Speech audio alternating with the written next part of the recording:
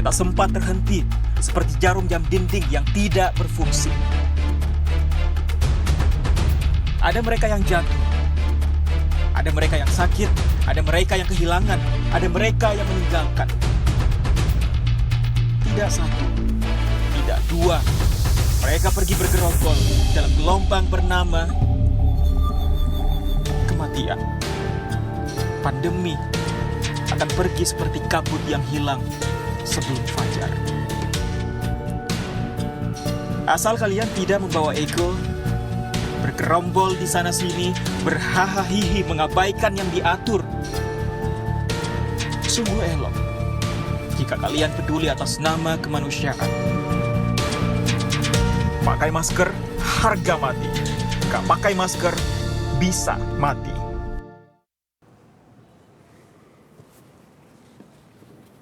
Assalamualaikum warahmatullahi wabarakatuh. Selamat sore, salam sejahtera untuk kita semuanya. Hari ini saya akan menyampaikan perkembangan penanganan COVID-19 di Indonesia. Pada hari ini penyampaian perkembangan COVID-19 dilihat pada kondisi per pulau. Pertama, pada pulau paling barat di Indonesia yaitu Sumatera. Per 5 September, total kasus positif di Pulau Sumatera telah mencapai angka 604.081 kasus atau menyumbang 14,63% dari total kasus nasional. Total kesembuhannya sebanyak 536.850 kasus atau 88,87% dari total kasus positif. Sedangkan kematiannya sebanyak 20.474 kasus atau 3,39% dari total kasus. Saat ini kasus aktif di Pulau Sumatera sebesar 46.757 atau 30,07%. Jika dibandingkan dengan bulan lalu, maka di bulan ini kasus positifnya telah turun sebesar 50,69%. Kedua, pada pulau paling padat penduduk di Indonesia yaitu Jawa dan Bali, per 5 September total kasus positif di Pulau Jawa Bali telah mencapai angka 2.797.726 kasus atau menyumbang 67,76% dari total kasus nasional. Total kesembuhannya sebanyak 2.639.490 kasus atau 94,34% dari total kasus positif. Sedangkan kematiannya sebanyak 96.022 atau 3,43% dari total kasus. Saat ini, kasus aktif di Pulau Jawa dan Bali sebesar 62.214 atau 40%. Jika dibandingkan dengan bulan lalu, maka di bulan ini kasus positifnya telah turun sebesar 74,1%. Ketiga, pada Pulau Kalimantan, per 5 September, total kasus positif di Pulau Kalimantan telah mencapai angka 333.810 kasus atau menyumbang 8,08% dari total kasus nasional. Total kesembuhannya sebanyak 306.399 kasus atau 91,79% dari total kasus positif. Sedangkan kematiannya sebanyak 10.395 kasus atau 3,11% dari total kasus. Saat ini kasus aktif di Pulau Kalimantan sebesar 17.016 atau 10,94%. Jika dibandingkan dengan bulan lalu, maka di bulan ini kasus positifnya telah turun sebesar 64,45%. Keempat, pada Pulau Sulawesi, per 5 September, total kasus positif di Pulau Sulawesi telah mencapai angka 225.267 kasus atau menyumbang 5,46% dari total kasus nasional. Total kesembuhannya sebanyak 206.743 kasus atau 91,78% dari total kasus positif. Sedangkan kematiannya sebanyak 5.745 kasus atau 2,55% dari total kasus. Saat ini kasus aktif di Pulau Sulawesi sebesar 12.779 atau 8,22%. Jika dibandingkan dengan bulan lalu, maka di bulan ini kasus positifnya telah turun sebesar 62,39%. Kelima, pada Pulau Nusa Tenggara, per 5 September, total kasus positif di Pulau Nusa Tenggara telah mencapai angka 86.698 kasus atau menyumbang 2,1% dari total kasus nasional. Total kesembuhannya sebanyak 81.346 kasus atau 93,83% dari total kasus positif. Sedangkan kematiannya sebanyak 1.966 kasus atau 2,27% dari total kasus. Saat ini kasus aktif di Pulau Nusa Tenggara sebesar 3.386 atau 2,18%. Jika dibandingkan dengan bulan lalu, maka di bulan ini kasus positifnya telah turun sebesar 73,76%. Terakhir, pada pulau paling timur di Indonesia yaitu Maluku dan Papua, per 5 September total kasus positif di Pulau Maluku dan Papua telah mencapai angka 81.438 kasus atau menyumbangkan 1,97% dari total kasus nasional. Total kesembuhannya sebanyak 66.814 kasus atau 82,04% dari total kasus positif. Sedangkan kematiannya sebanyak 1.259 kasus atau 1,55% dari total kasus.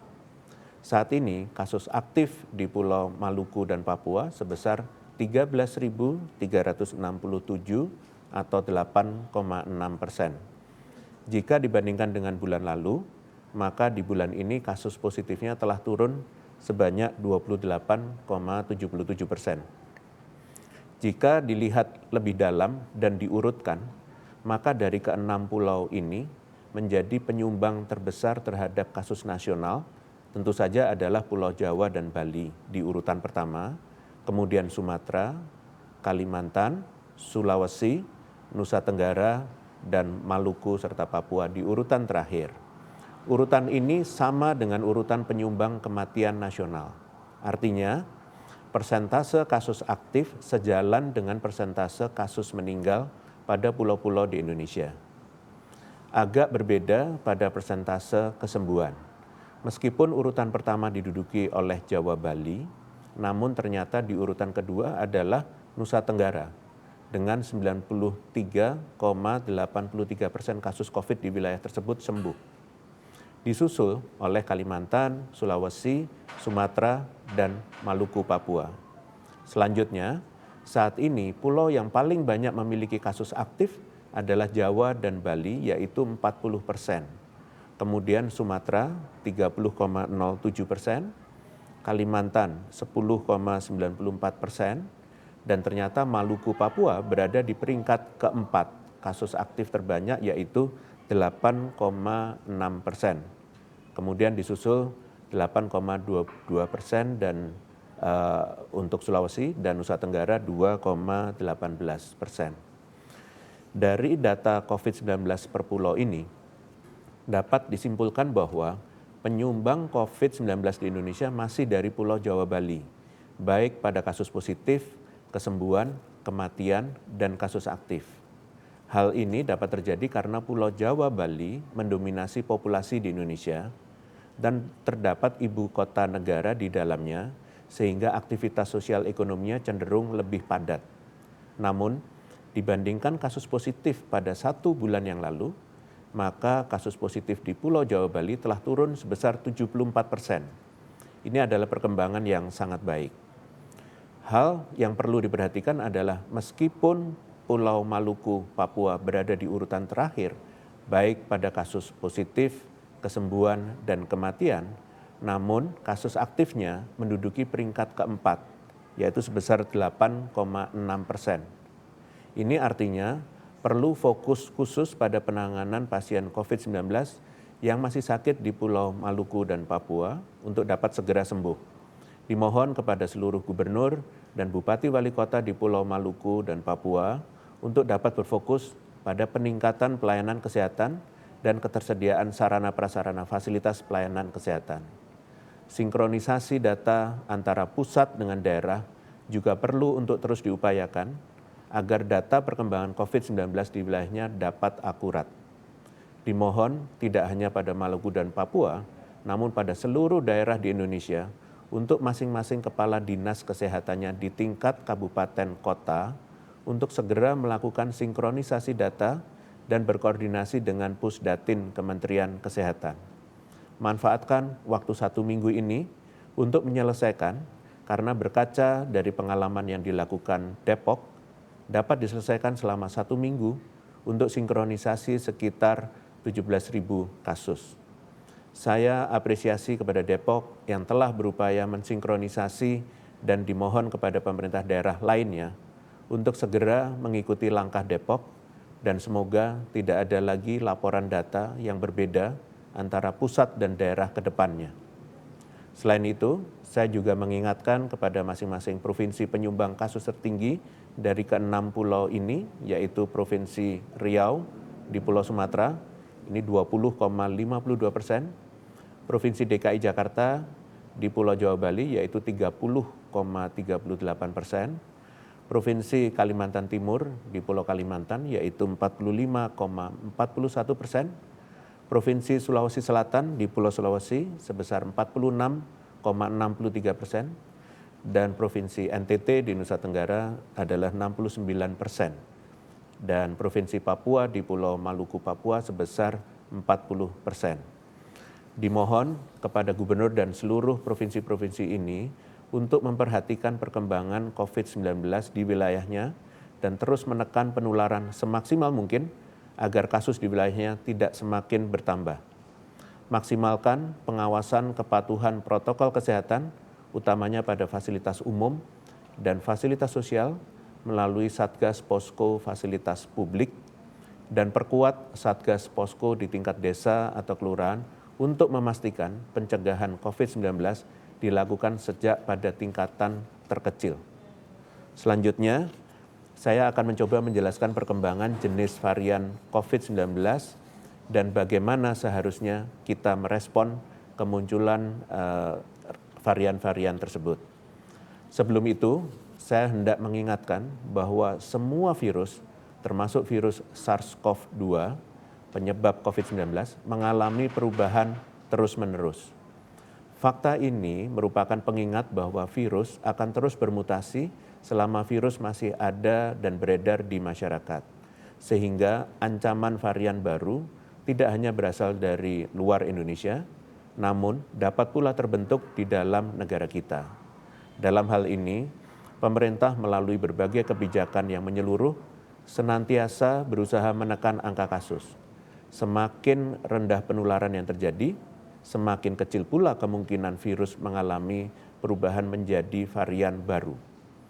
Mayoritas hanya mengalami perubahan yang tidak terlalu signifikan terhadap karakteristik virus, namun beberapa di antaranya mempengaruhi karakteristik dari virus tersebut. Karakteristik yang dihasilkan banyak yang justru merugikan virus dan membuatnya tidak mampu bertahan. Namun, terdapat pula sebagian kecil perubahan yang menguntungkan bagi virus. Karakteristik yang dapat berubah ke arah yang berisiko, misalnya kemudahan virus menyebar, pengaruhnya terhadap keparahan gejala yang ditimbulkan, ataupun pengaruhnya terhadap vaksin, obat-obatan, metode terapi, alat diagnostik, dan intervensi pencegahan lainnya. Badan Kesehatan Dunia atau WHO bekerja sama dengan mitra, jajaran pakar, otoritas nasional, lembaga maupun peneliti telah memantau perubahan virus COVID-19 sejak Januari tahun 2020 hingga saat ini. Pemantauan perubahan ini dilakukan baik dalam skala laboratorium maupun secara real di lapangan terhadap keparahan gejala, kematian, dan risiko perawatan di rumah sakit. Per hari ini, jenis varian virus COVID-19 dibagi menjadi 2 kategori utama, yaitu varian of concern atau VOC, atau varian yang menjadi perhatian, dan varian of interest atau VOI, yaitu varian yang diamati. Untuk dapat benar-benar memberikan hasil justifikasi yang valid dengan sampel yang mencukupi, maka dari itu umumnya ada jarak waktu antara sampel pertama yang ditelaah dengan waktu penetapan status varian. Varian yang termasuk dalam VOC merupakan varian yang sudah terbukti mengalami perubahan karakteristik seperti lebih menular, meningkatkan keparahan gejala, menurunkan efektivitas kekebalan tubuh, menurunkan akurasi alat diagnostik, atau menurunkan efektivitas obat dan terapi. Bagi kita, sama-sama amati pada ilustrasi sampai saat ini terdapat 4 VOC yang perlu menjadi perhatian. Kita dapat sama-sama mengetahui setiap jenis varian ini memiliki karakteristik yang khas. Varian alfa bersifat lebih menular dan lebih berpeluang menyebabkan keparahan gejala. Varian beta dan gamma bersifat lebih menular serta meningkatkan risiko kebutuhan perawatan di rumah sakit. Dan varian delta bersifat lebih menular bahkan bagi orang yang telah tervaksinasi sekalipun serta meningkatkan risiko kebutuhan perawatan di rumah sakit. Untuk itu, respon tepat dalam menghadapi keberadaan VOC ini ialah memperketat kebijakan mobilitas dengan screening berlapis khususnya bagi pelaku perjalanan asal negara di mana varian tersebut juga ditemukan. Selain itu, perlu dilakukan peningkatan kewaspadaan terhadap potensi tertular dengan meningkatkan kedisiplinan protokol kesehatan dimanapun dan kapanpun kita berada. Sedangkan untuk saat ini, WHO melaporkan per hari ini terdapat 5 jenis varian yang menjadi perhatian atau tergolong VOI, yaitu Eta, Iota, Kappa, Lambda, dan Mu. Varian-varian yang masuk dalam kategori VOI diprediksi dapat mempengaruhi karakteristik virus, dilihat dari perubahan genetiknya maupun karena pengaruhnya terhadap transmisi di komunitas, termasuk memunculkan klaster kasus di beberapa negara.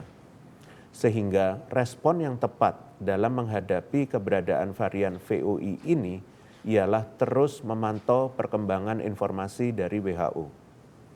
Terdapat 2 kemungkinan yang dapat terjadi seiring dengan studi lanjutan yang dilakukan, yaitu berubahnya status VOI menjadi VOC, sebagaimana yang dialami varian Delta atau statusnya berubah menjadi dormant atau tidak aktif di suatu wilayah. Untuk itu, jangan terlalu panik dan tetap waspada dengan terus meningkatkan kedisiplinan menjalankan protokol kesehatan.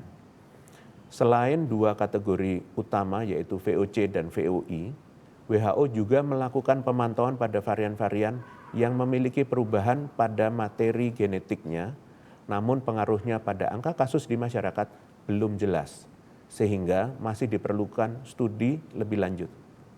Kategori tambahan ini disebut sebagai alerts for further monitoring.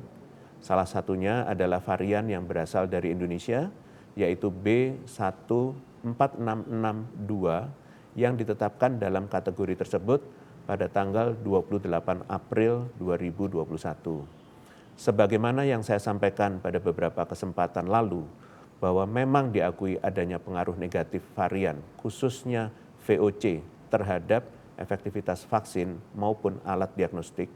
Namun, dalam masa kedaruratan ini, dinamika seperti ini perlu ditanggapi dengan cermat, yaitu dengan meningkatkan kewaspadaan, tanpa terlalu takut berlebihan, dan melakukan pembelajaran dan perbaikan tiada henti.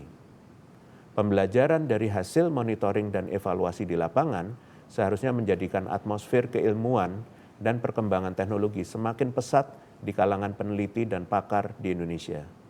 Mendorong kita segera mempercepat memenuhi kebutuhan vaksinasi, bahkan melampaui standar minimal cakupan vaksinasi di komunitas karena efektivitas vaksin yang masih di atas ambang minimal yaitu lebih dari 50%, dan terus berupaya menekan laju penularan di segala lini kehidupan masyarakat.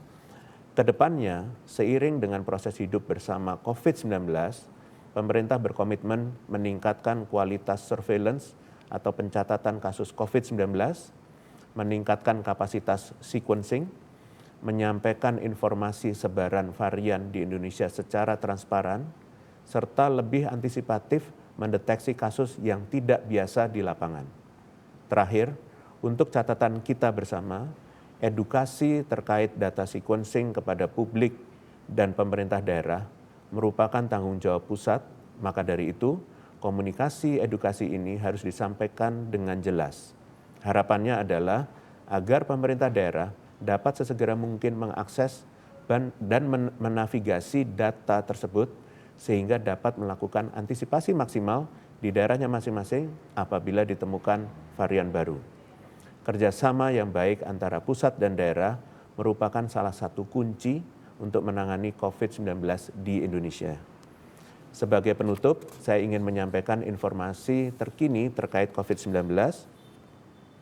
Pada hari Rabu, tanggal 8 September 2021, pemerintah Indonesia secara resmi menerima kedatangan 500.000 dosis vaksin AstraZeneca. Selanjutnya, pemerintah Indonesia juga akan menerima beberapa jenis vaksin lainnya, seperti Pfizer sebanyak 639.990 dosis, vaksin AstraZeneca yang datang dalam 2 tahap masing-masing 615.000 dosis dan 358.700 dosis, serta vaksin Johnson & Johnson. Vaksin COVID-19 yang terus datang ke Indonesia merupakan upaya pemerintah untuk meningkatkan ketersediaan vaksin di dalam negeri. Dengan demikian, program vaksinasi dapat berjalan secara merata di seluruh daerah di Indonesia dan dapat melindungi masyarakat dari penularan COVID-19. Pemerintah juga menyampaikan apresiasi kepada masyarakat yang antusias berpartisipasi di dalam program vaksinasi. Masyarakat perlu untuk mengetahui bahwa situs pedulilindungia.com adalah situs palsu dan bukan situs yang digunakan oleh pemerintah untuk melakukan penanganan COVID-19. Seluruh isi dan informasi dalam situs pedulilindungia.com tidak terkait dengan situs pedulilindungi.id dan tidak berhubungan dengan upaya pemerintah melakukan penanganan COVID-19 dalam bentuk apapun. Oleh karena itu, Kementerian Komunikasi dan Informatika telah memutus akses terhadap situs pedulilindungia.com. Selanjutnya, pemerintah meminta kepada masyarakat untuk selalu waspada terhadap segala disinformasi terkait situs dan aplikasi palsu yang mengatasnamakan Peduli Lindungi dalam bentuk apapun. Masyarakat diminta untuk hanya mengakses situs resmi pedulilindungi.id serta mengunduh aplikasi resmi Peduli Lindungi di App Store dan Google Play Store.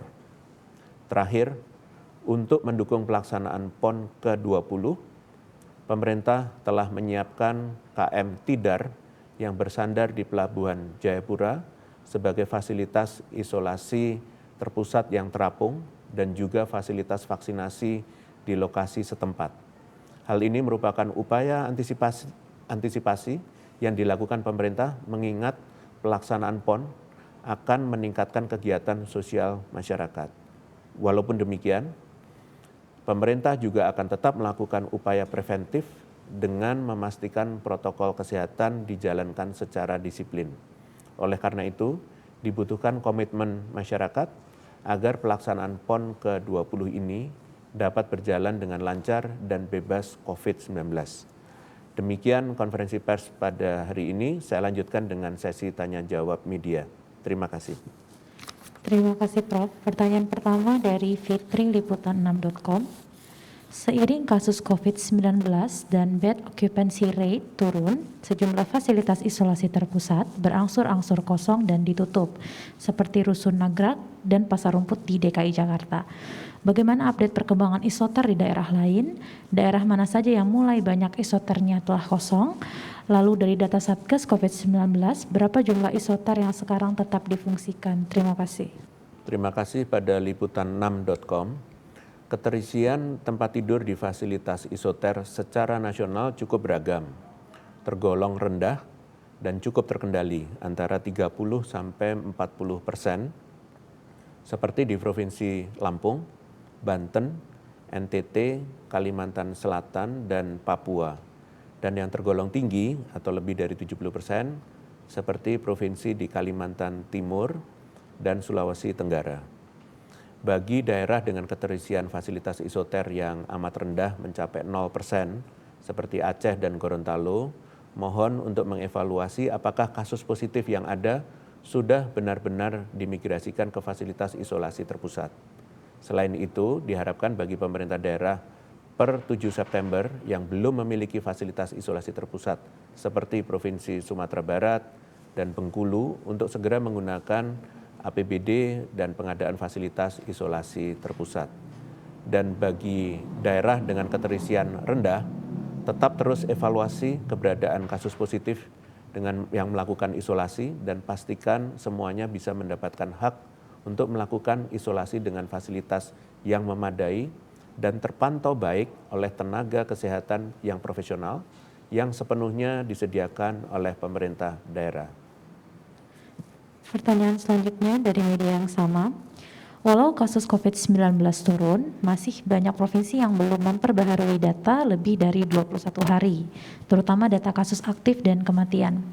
Adanya pembaharuan data kasus COVID-19 tersebut, apakah akan berpengaruh dengan status level PPKM, mengingat sekarang banyak daerah yang masuk level PPKM 3 dan 2? Terima kasih. Terima kasih. Indikator leveling daerah tidak hanya dilihat dari aspek laju penularan atau laju kasus aktif dan kematian, namun juga mempertimbangkan dengan aspek kapasitas respons daerah. Oleh karena itu, perubahan pada salah satu aspek belum tentu mampu secara langsung memberikan perubahan yang signifikan, khususnya pada hasil leveling daerah. Terlepas dari itu, evaluasi leveling itu perlu dilakukan serta kualitas pencatatan dan pelaporan kasus COVID-19 menjadi objek pengamatan dan perbaikan berkelanjutan, mengingat data adalah aspek krusial dalam mengambil keputusan termasuk upaya akumulasi data sekitar 21 hari ke belakang. Umumnya selama masa migrasi data ini ditemukan perubahan kondisi yang perlu ditindaklanjuti, misalnya angka kasus aktif yang berkurang akibat kasus tersebut sudah sembuh atau meninggal.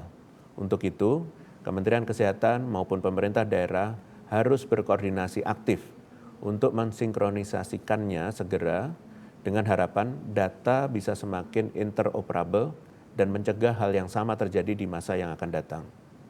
Namun, tetap saja jika hendak mengetahui kondisi kasus yang terjadi pada suatu periode waktu tertentu, sebaiknya kita melihat angka yang terlapor di periode waktu yang sama.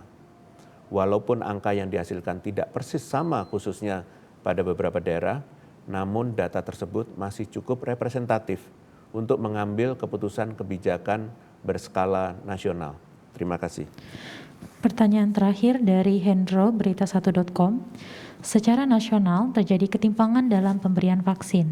Di Jakarta, cakupan vaksinasi sudah lebih dari 100%, sementara di daerah seperti Lampung, Maluku Utara, Riau, Sumatera Barat, Papua, Papua Barat, Sulawesi Tengah, Kalimantan Barat, dan lainnya, cakupan vaksinasi masih belum sampai 30%. Demikian juga capaian vaksinasi untuk kelompok lansia yang masih sangat kecil. Mengapa hal ini terjadi dan apakah daerah mengalami kekurangan stok vaksin? Terima kasih. Terima kasih pada berita1.com.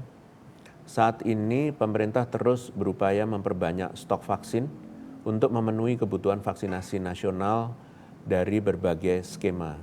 Namun, untuk segera melakukan percepatan vaksinasi, perlu adanya upaya proaktif antara keduanya, pusat dan daerah, untuk menjamin keberadaan stok vaksin mencukupi, khususnya di tiap kabupaten atau kota. Diharapkan para bupati dan wali kota aktif berkoordinasi dengan gubernur setempat yang menjadi penerima pertama stok vaksin dari pusat. Gubernur pun mampu menjadi perpanjangan tangan pimpinan daerah wilayah administratif di bawahnya untuk mengadvokasikan kebutuhan dosis vaksin di daerahnya. Hal ini juga akan menjadi input berarti bagi Kementerian Kesehatan, termasuk perbaikan mekanisme distribusi dan logistik untuk segera ditindaklanjuti. Demikian, terima kasih atas pertanyaan dari media. Dengan demikian, konferensi pers pada sore hari ini berakhir. Sekali lagi, terima kasih. Selamat sore. Wassalamualaikum warahmatullahi wabarakatuh.